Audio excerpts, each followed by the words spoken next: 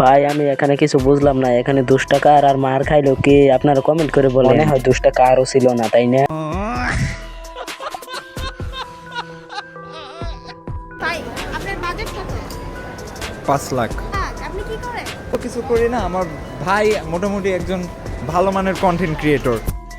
रुको जरा सबर करो।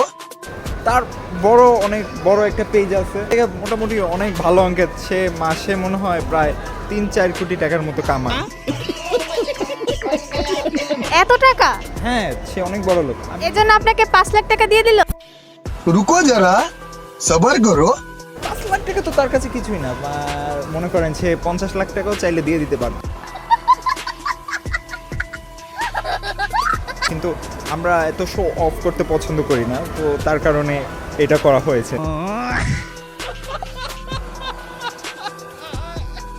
ভাই এই ছেলেটার ভাই যদি মাসে 3 থেকে 4 কোটি টাকা ইনকাম করে, তাহলে আমরা কারিটা ছিলাম। আমরা তো 3 মাসে 10,000 টাকা ইনকাম করতে পারি না। আমরা ভাবতেছি এর থেকে বড় কিছু ধান্দা করবো ভাই, না হলে দুনিয়াতে চলা যাবে। মানে চুরি ছাড়া বুদ্ধি নেই, চুরি করলে অনেক টাকা পাওয়া যায়।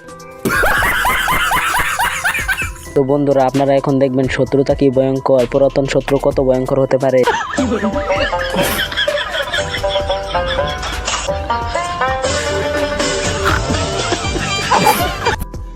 रुको जरा सबर करो।